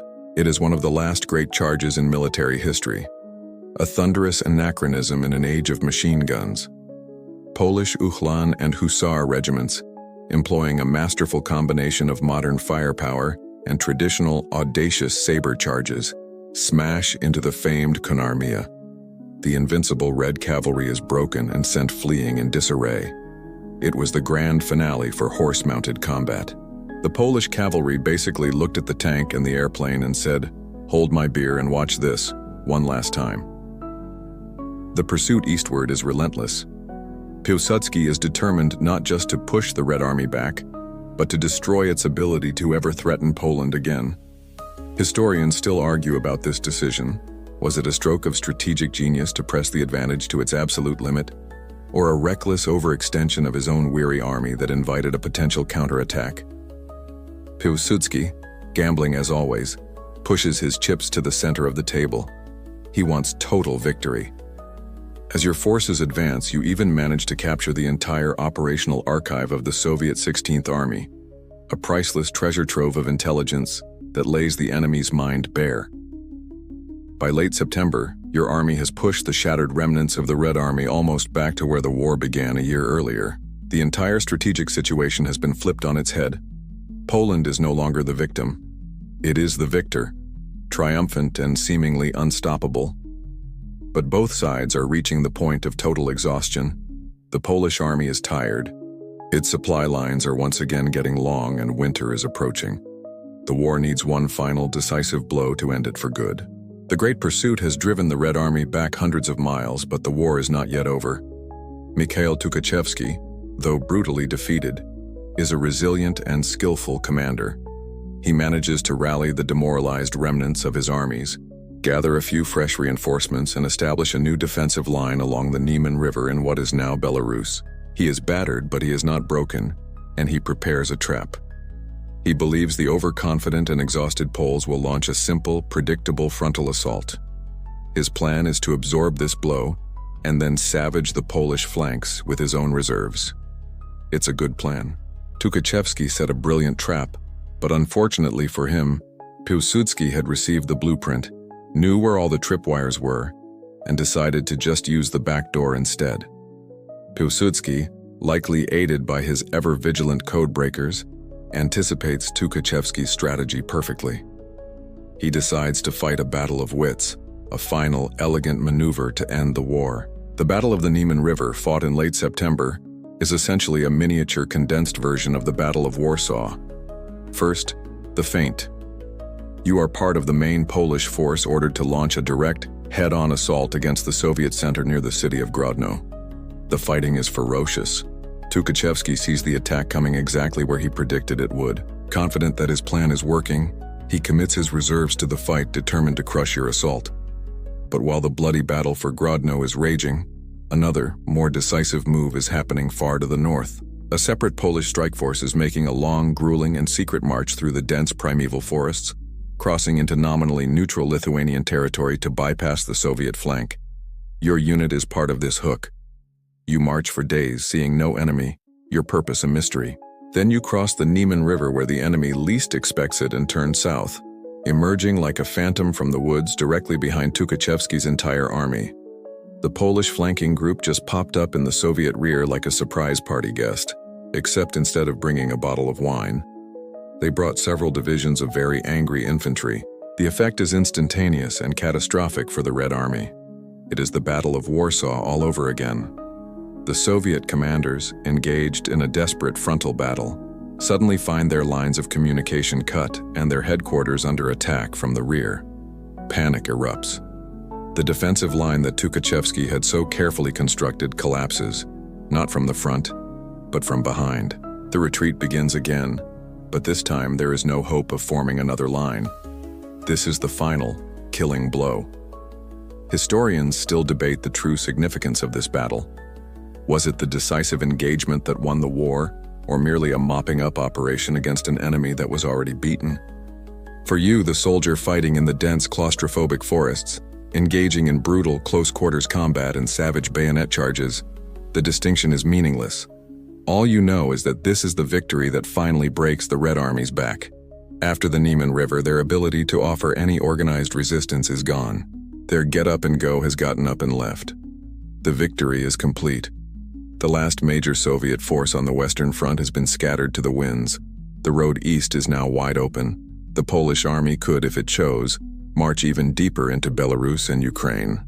But the Polish army is also at the limits of its endurance. The men are exhausted. The first snows of winter are not far off, and the nation is bankrupt. The fighting sputters to a halt. A ceasefire is called. The guns, for the first time in nearly 2 years, fall silent. The war is over. The guns are silent, the armies are exhausted, and the war moves from the battlefield to the negotiating table. After 2 years of savage, continent-altering warfare, the conflict ends the way all major conflicts do, with a group of tired, grumpy men in suits arguing for months in a poorly ventilated room in Riga, the capital of Latvia. Here in the autumn of 1920, the final controversial chapter of the war is written. The Soviet delegation, having seen their grand revolutionary dream shattered, is in a pragmatic mood. Their new priority is survival and consolidation of power at home. They are ready to make a deal.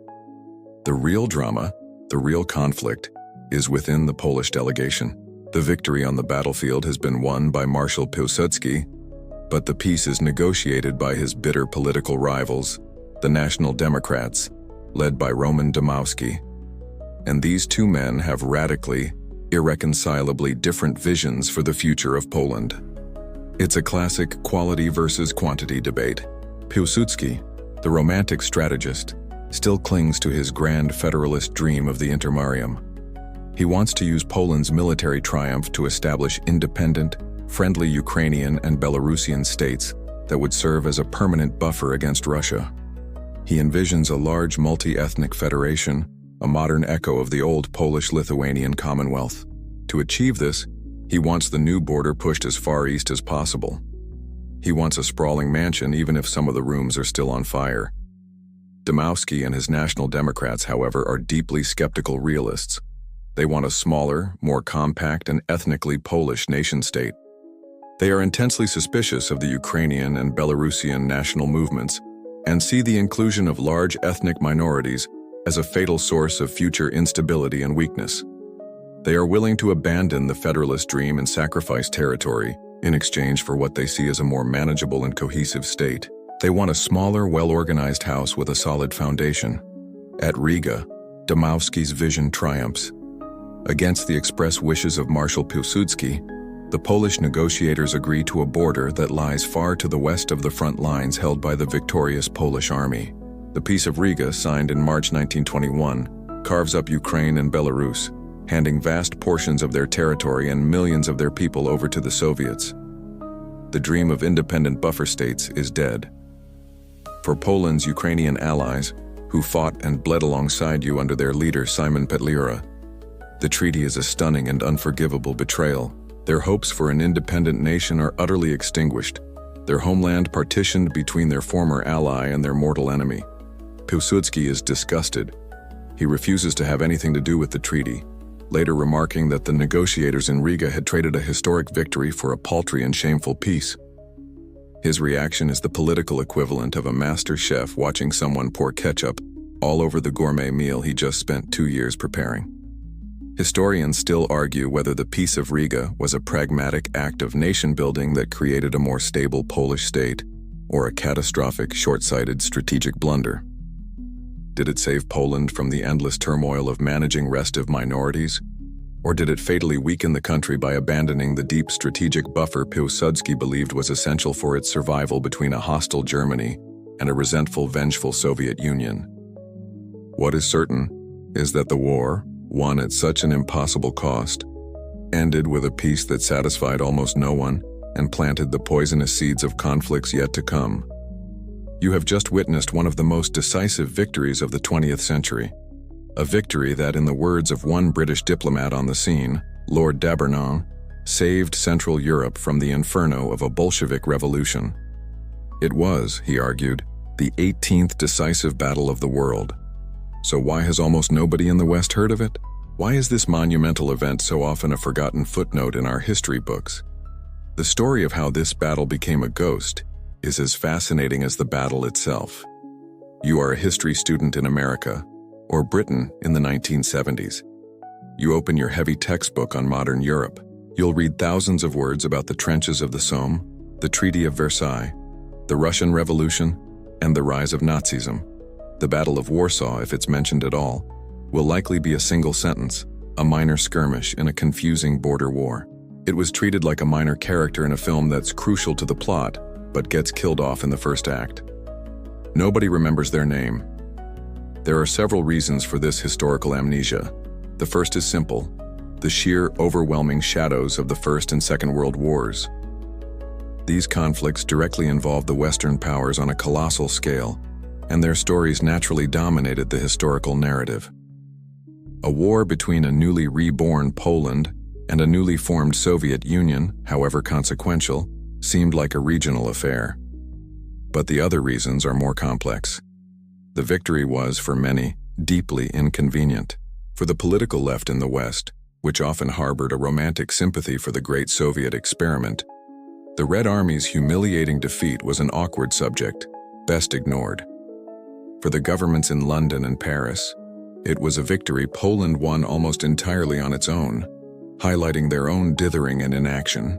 The narrative that a French general Weygand was the true architect was a convenient way to co-opt the victory and fit it back into a comfortable, Western-centric story. Then came the Iron Curtain. After 1945, Poland fell under the heel of a Soviet-backed communist regime. For the next 45 years, the memory of 1920 was actively suppressed. You could not celebrate a heroic Polish victory over the Red Army when the Red Army was your official liberator and ally. It was a national embarrassment for the Soviet Union, and so the story was erased from Polish schools, monuments, and public discourse. This created a half-century of forced silence that crippled scholarship and prevented the story from being passed down. The official Soviet excuse for the defeat, taught for decades, was that they were beaten by treacherous international imperialists and massive, imaginary French armies. It was a classic case of, we didn't lose, the other team cheated. Historians still argue about the consequences of this forgotten battle. Did the West's failure to study and understand this event contribute to their fatal misreading of both Soviet ambition and Polish resolve in the lead-up to 1939? They had seen definitive proof that the Soviet Union was an expansionist power and that Poland would fight ferociously for its independence. Yet these lessons seem to have been largely ignored. This battle was the historical equivalent of that one awkward family photo that nobody wants to frame, so it just gets stuffed in a drawer. For Poland itself, during its brief 2 decades of interwar independence, this was its glorious founding myth. The victory was popularly dubbed the Miracle on the Vistula. The name was actually coined by a political opponent of Pilsudski's, who meant to imply the victory was a lucky fluke, not the result of brilliant generalship. But the name stuck, embraced by a nation that saw the hand of the Virgin Mary in a victory that occurred on her holy day. It was proof that God was on their side, and that Poland, the savior of Europe, had been restored to its rightful place. The impossible victory, bought with so much blood and faith, secured for Poland a 20-year lease on life. But it was just that, a lease, not a permanent title. The triumph of 1920, in a tragic and deeply ironic twist of fate, cast a long and dark shadow that would ultimately lead to the catastrophe of 1939. The story of this hidden battle doesn't truly end with the peace treaty. It ends with the truce that peace treaty created. You are now in the Poland of the 1920s and 30s.